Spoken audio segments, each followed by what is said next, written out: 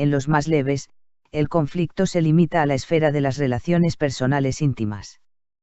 Con respecto a nuestro previo análisis de la personalidad centrada en la madre o en el padre, el siguiente ejemplo de ese tipo de relación neurótica amorosa frecuente hoy en día, se refiere a los hombres que, en su desarrollo emocional, han permanecido fijados a una relación infantil con la madre.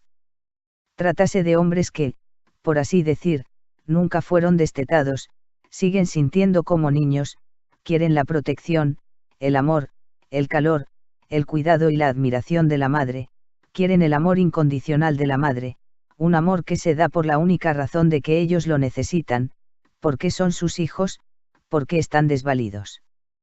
Tales individuos suelen ser muy afectuosos y encantadores cuando tratan de lograr que una mujer los ame, y aun después de haberlo logrado. Pero su relación con la mujer, como, en realidad, con toda la gente, es superficial e irresponsable.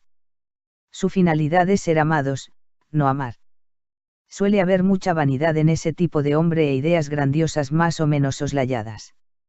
Si han encontrado a la mujer adecuada, se sienten seguros, en la cima del mundo, y pueden desplegar gran cantidad de afecto y encanto, por lo cual suelen ser engañosos. Pero cuando, después de un tiempo, la mujer deja de responder a sus fantásticas aspiraciones, comienzan a aparecer conflictos y resentimientos. Si la mujer no los admira continuamente, si reclama una vida propia, si quiere sentirse amada y protegida, y en los casos extremos, si no está dispuesta a tolerar sus asuntos amorosos con otras mujeres, o aún a admirar su interés por ellas, el hombre se siente hondamente herido y desilusionado, y habitualmente racionaliza ese sentimiento con la idea de que la mujer, no lo ama, es egoísta o dominadora. Todo lo que no corresponda a la actitud de la madre amante hacia un hijo encantador, se toma como prueba de falta de amor. Esos hombres suelen confundir su conducta afectuosa, su deseo de complacer, con genuino amor, y llegan así a la conclusión de que se los trata injustamente, imaginan ser grandes amantes y se quejan amargamente de la ingratitud de su compañera. En casos excepcionales, una persona fijada a la madre puede vivir sin perturbaciones serias. Si su madre, en realidad, lo amó, de una manera sobreprotectora, siendo quizá dominante, pero no destructiva, si él encuentra una esposa del mismo tipo maternal, si sus dones y talentos especiales le permiten utilizar su encanto y ser admirado, como ocurre con la mayoría de los políticos de éxito, estará, bien adaptado, en el sentido social, aunque sin alcanzar nunca un nivel de madurez. Pero en condiciones menos favorables, que son, desde luego, las más frecuentes, su vida amorosa, si no su vida social, es una profunda desilusión, surgen conflictos, y a menudo angustia y depresión intensas cuando este tipo de personalidad se queda solo. En otra forma aún más grave de la patología, la fijación a la madre es más profunda e irracional.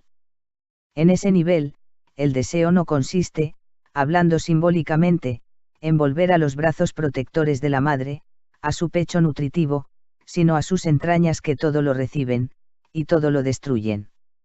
Si la naturaleza de la salud mental consiste en salir de las entrañas al mundo, la naturaleza de la enfermedad mental aguda es la atracción hacia las entrañas, a introducirse nuevamente en ellas, y eso equivale a ser arrebatado de la vida.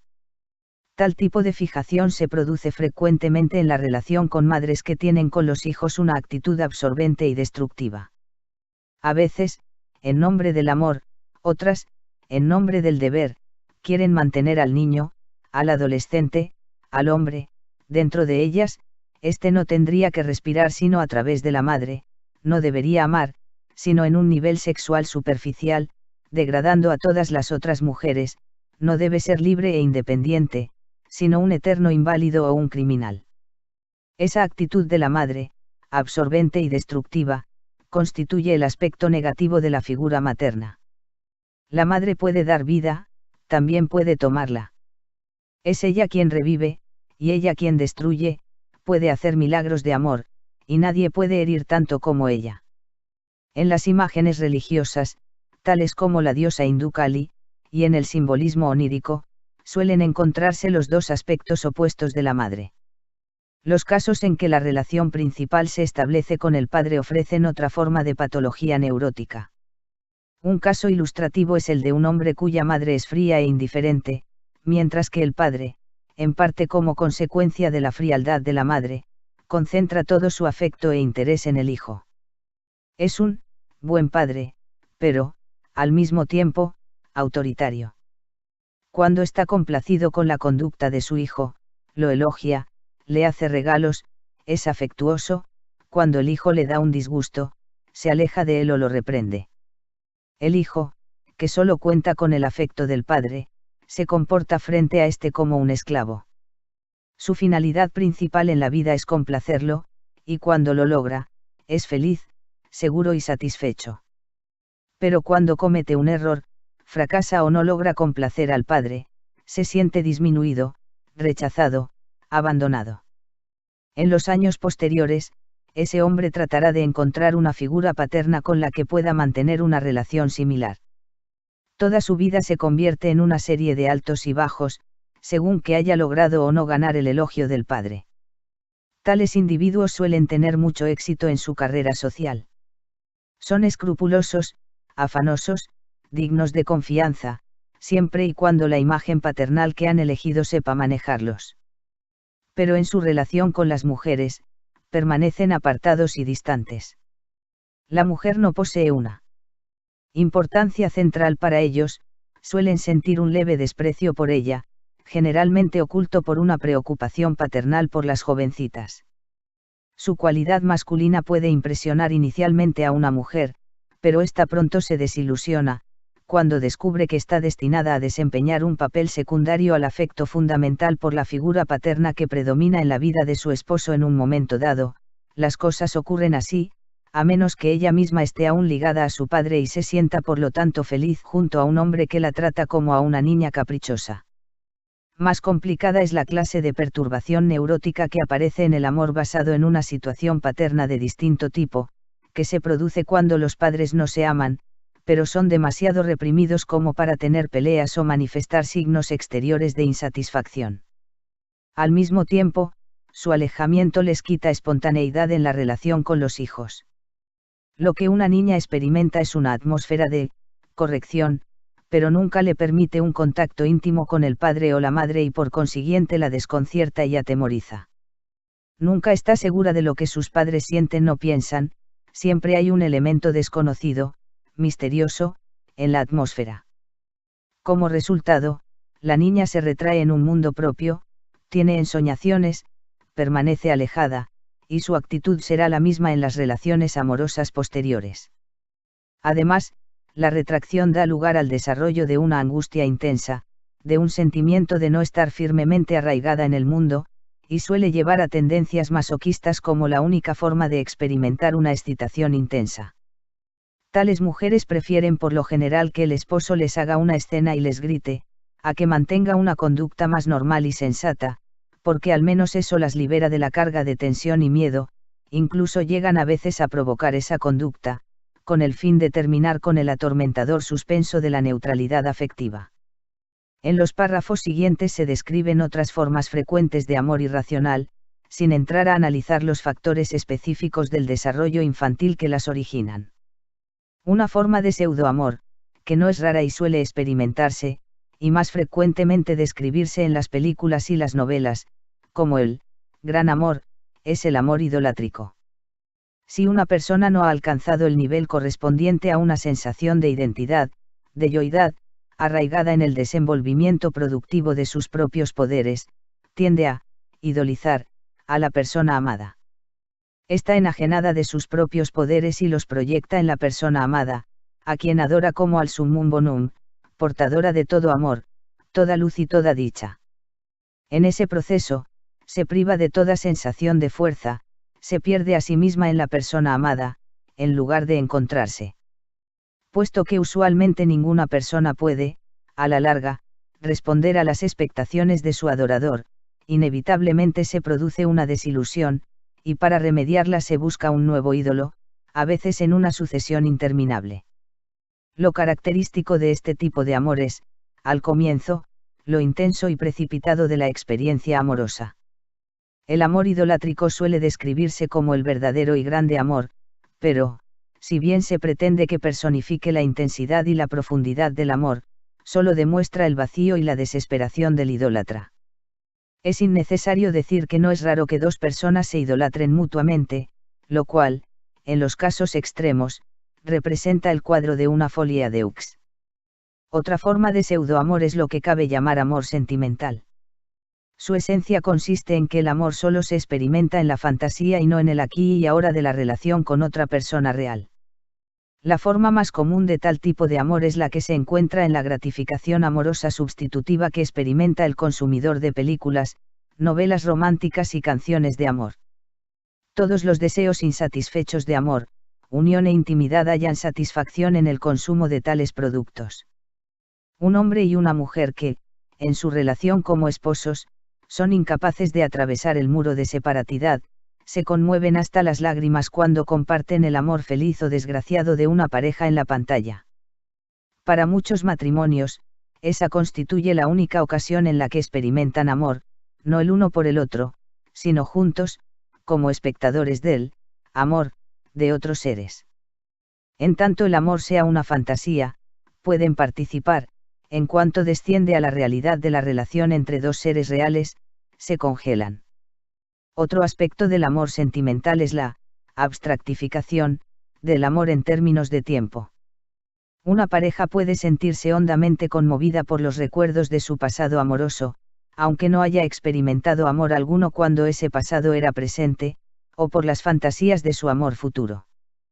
¿Cuántas parejas comprometidas o recién casadas sueñan con una dicha amorosa que se hará realidad en el futuro, pese a que en el momento en que viven han comenzado ya a aburrirse mutuamente? Esa tendencia coincide con una característica actitud general del hombre moderno. Ese vive en el pasado o en el futuro, pero no en el presente. Recuerda sentimentalmente su infancia y a su madre, o hace planes de felicidad futura. Sea que el amor se experimente substitutivamente, participando en las experiencias ficticias de los demás, o que se traslade del presente al pasado o al futuro, tal forma abstracta y enajenada del amor sirve como opio que alivia el dolor de la realidad, la soledad y la separación del individuo. Otra forma de amor neurótico consiste en el uso de mecanismos proyectivos a fin de evadirse de los problemas propios y concentrarse, en cambio, en los defectos y flaquezas de la persona amada. Los individuos se comportan en ese sentido de manera muy similar a los grupos, naciones o religiones.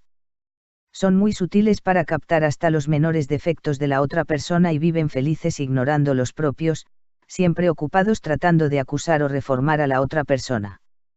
Si dos personas lo hacen, como suele ocurrir, la relación amorosa se convierte en una proyección recíproca. Si soy dominador o indeciso, o ávido, acuso de ello a mi pareja y, según mi carácter, trato de corregirla o de castigarla. La otra persona hace lo mismo y ambas consiguen así dejar de lado sus propios problemas y, por lo tanto, no dan los pasos necesarios para el progreso de su propia evolución. Otra forma de proyección es la de los propios problemas en los niños. En primer término, tal proyección aparece con cierta frecuencia en el deseo de tener hijos. En tales casos, ese deseo está principalmente determinado por la proyección del propio problema de la existencia en el de los hijos.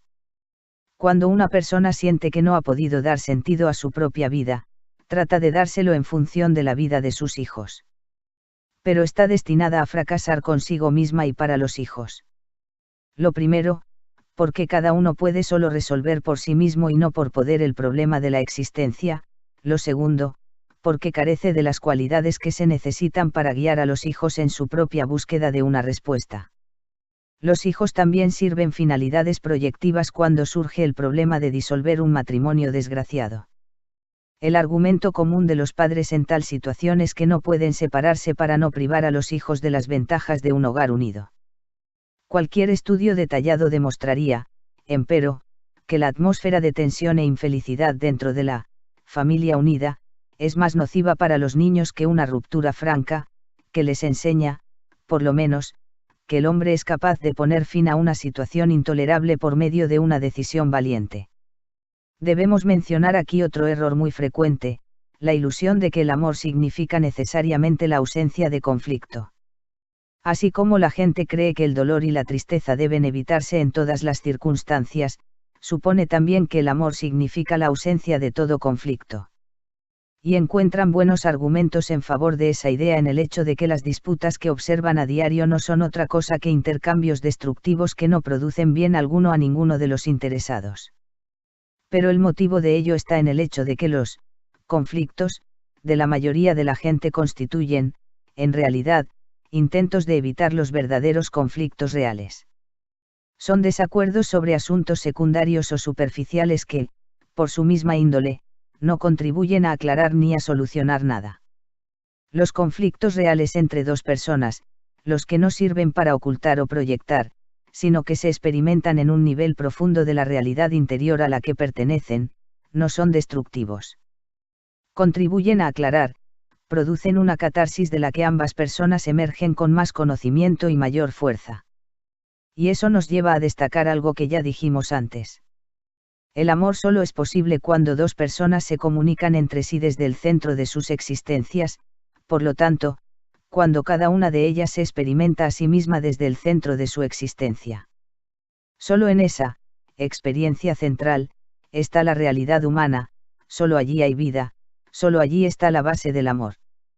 Experimentado en esa forma, el amor es un desafío constante, no un lugar de reposo, sino un moverse, crecer, trabajar juntos, que haya armonía o conflicto, alegría o tristeza, es secundario con respecto al hecho fundamental de que dos seres se experimentan desde la esencia de su existencia, de que son el uno con el otro al ser uno consigo mismo y no al huir de sí mismos. Solo hay una prueba de la presencia de amor, la hondura de la relación y la vitalidad y la fuerza de cada una de las personas implicadas, es por tales frutos por los que se reconoce al amor. Así como los autómatas no pueden amarse entre sí, tampoco pueden amar a Dios. La desintegración del amor a Dios ha alcanzado las mismas proporciones que la desintegración del amor al hombre. Ese hecho hállase en evidente contradicción con la idea de que estamos en presencia de un renacimiento religioso en nuestra época. Nada podría estar más lejos de la verdad. Lo que presenciamos, si bien hay excepciones, es una regresión a un concepto idolátrico de Dios, y una transformación del amor a Dios en una relación correspondiente a una estructura caracterológica enajenada. Es fácil comprobar tal regresión. La gente está angustiada, carece de principios o fe, no la mueve otra finalidad que la de seguir adelante, por lo tanto, siguen siendo criaturas, confiando en que el padre o la madre acuda a ayudarlos cuando lo necesiten. Es verdad que en diversas culturas religiosas, como la de la Edad Media, el hombre corriente también consideraba a Dios un padre y una madre protectores. Pero al mismo tiempo también tomaba a Dios en serio, en el sentido de que la meta fundamental de su vida era vivir según los principios de Dios, hacer de la salvación su preocupación suprema, a la cual subordinaba todas las demás actividades. Nada queda de ese esfuerzo hoy en día. La vida diaria está estrictamente separada de cualquier valor religioso. Se dedica a obtener comodidades materiales y éxito en el mercado de la personalidad. Los principios en que se basan nuestros esfuerzos seculares son los de indiferencia y egoísmo, el segundo rotulado generalmente, individualismo, o iniciativa individual. El hombre de culturas verdaderamente religiosas puede compararse a un niño de 8 años, que necesita la ayuda de su padre, pero que comienza a adoptar en su vida sus enseñanzas y principios. El hombre contemporáneo es más bien como un niño de 3 años, que llora llamando a su padre cuando lo necesita, o bien, se muestra completamente autosuficiente cuando puede jugar. En ese sentido, en la dependencia infantil de una imagen antropomórfica de Dios sin la transformación de la vida de acuerdo con los principios de Dios, estamos más cerca de una tribu idólatra primitiva que de la cultura religiosa de la Edad Media. En otro sentido, nuestra situación religiosa muestra rasgos nuevos, característicos únicamente de la sociedad occidental capitalista contemporánea. Puedo remitirme a afirmaciones hechas antes.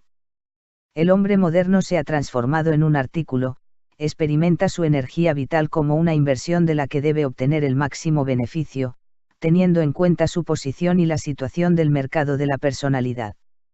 Está enajenado de sí mismo, de sus semejantes y de la naturaleza. Su finalidad principal es el intercambio ventajoso de sus aptitudes, su conocimiento y de sí mismo, de su bagaje de personalidad, con otros individuos igualmente ansiosos de lograr un intercambio conveniente y equitativo. La vida carece de finalidad, salvo la de seguir adelante, de principios, excepto el del intercambio equitativo, de satisfacción, excepto la de consumir. ¿Qué puede significar el concepto de Dios en tales circunstancias? Ha perdido su significado religioso original y se ha adaptado a la cultura enajenada del éxito. En el renacimiento religioso de los últimos tiempos, la creencia en Dios se ha convertido en un recurso psicológico cuya finalidad es el hacer al individuo más apto para la pugna competitiva. La religión se alía con la autosugestión y la psicoterapia para ayudar al hombre en sus actividades comerciales. Después de la Primera Guerra Mundial aún no se había recurrido a Dios con el propósito de mejorar la propia personalidad. El libro que más se vendió en 1938, Cómo ganar amigos e influir sobre la gente, de Dale Carnegie, se mantuvo en un nivel estrictamente secular. La función que cumplió entonces dicho libro de Dale Carnegie, es la que hoy realiza el bestseller actual, El poder del pensamiento positivo, del reverendo N. Peale. En este libro religioso ni siquiera se cuestiona que nuestra preocupación predominante por el éxito esté de acuerdo con el espíritu de la religión monoteísta. Por el contrario, jamás se pone en duda tal finalidad suprema, sino que se recomiendan la creencia en Dios y las plegarias como un medio de aumentar la propia habilidad para alcanzar el éxito. Así como los psiquiatras modernos recomiendan la felicidad del empleado, para ganar la simpatía de los compradores, del mismo modo algunos sacerdotes aconsejan amar a Dios para tener más éxito. Haz de Dios tu socio, significa hacer de Dios un socio en los negocios, antes que hacerse uno con él en el amor, la justicia y la verdad.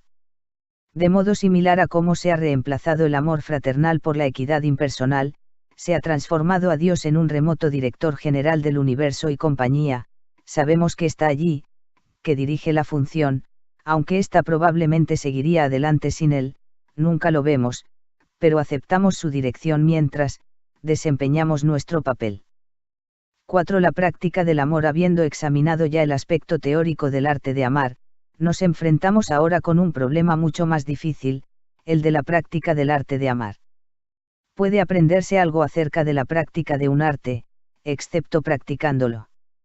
La dificultad del problema se ve aumentada por el hecho de que la mayoría de la gente de hoy en día, y, por lo tanto, muchos de los lectores de este libro, esperan recibir recetas del tipo, ¿cómo debe usted hacerlo?, y eso significa, en nuestro caso, que se les enseñe a amar.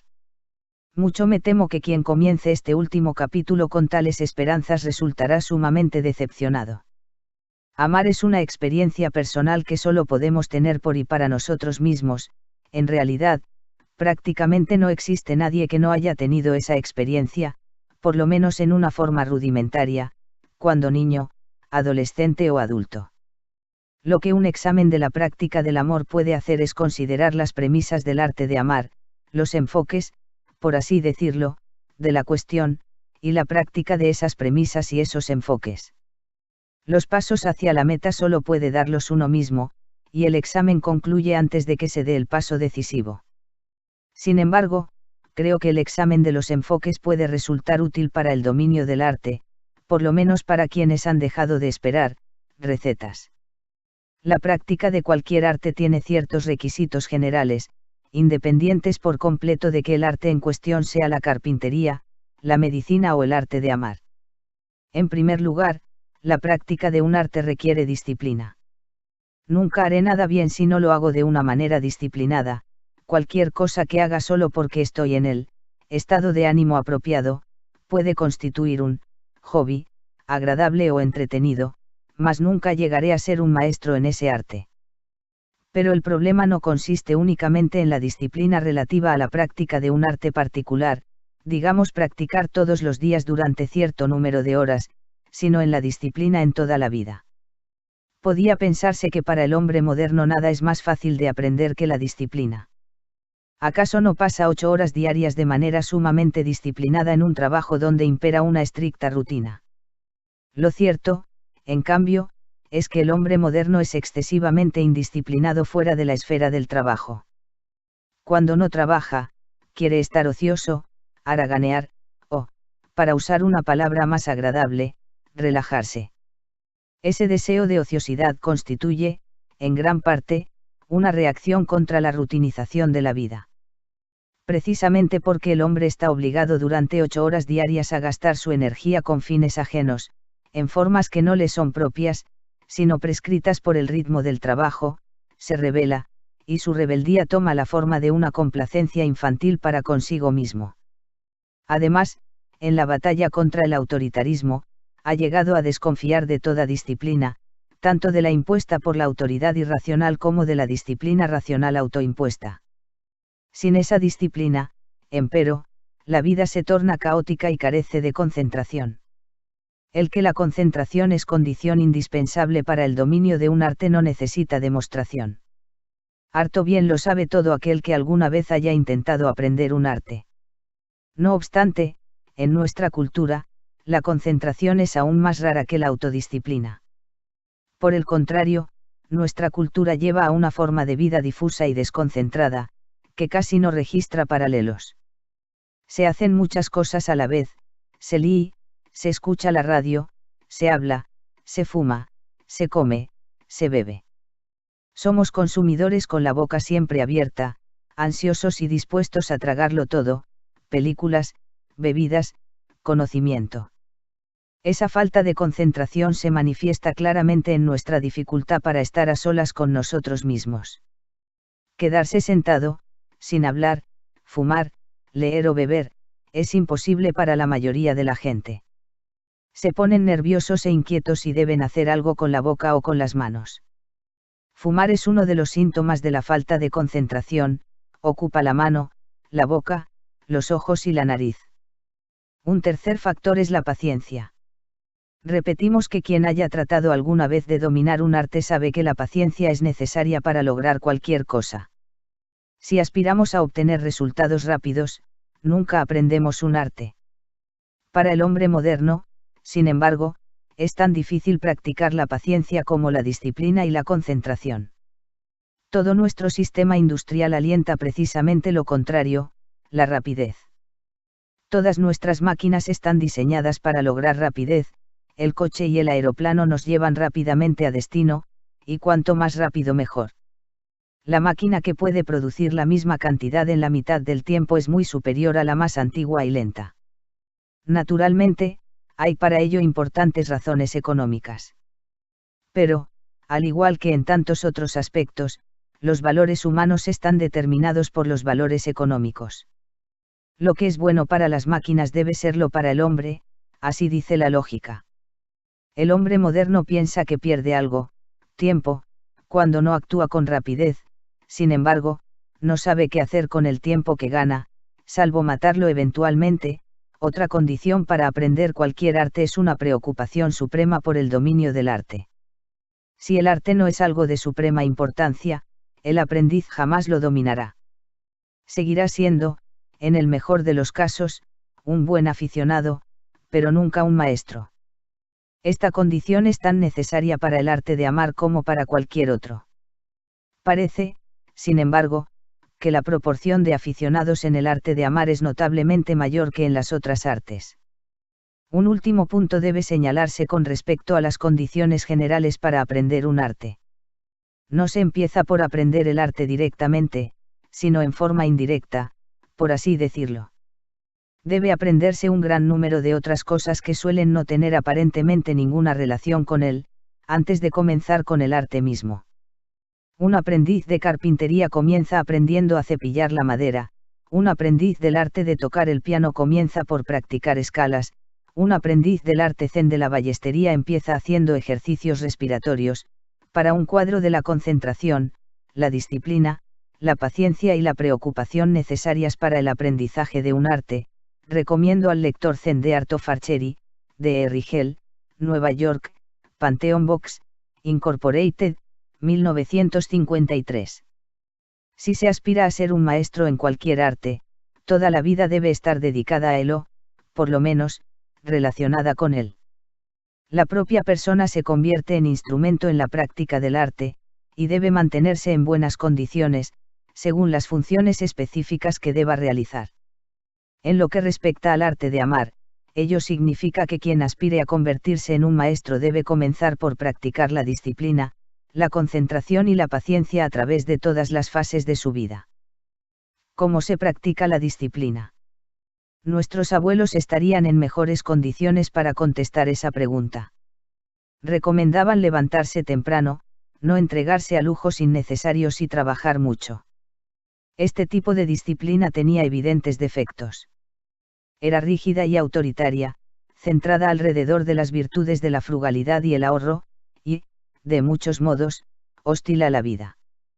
Pero, en la reacción a tal tipo de disciplina, hubo una creciente tendencia a sospechar de cualquier disciplina, y a hacer de la indisciplina y la perezosa complacencia en el resto de la propia existencia la contraparte que equilibraba la forma rutinizada de vida impuesta durante 8 horas de trabajo.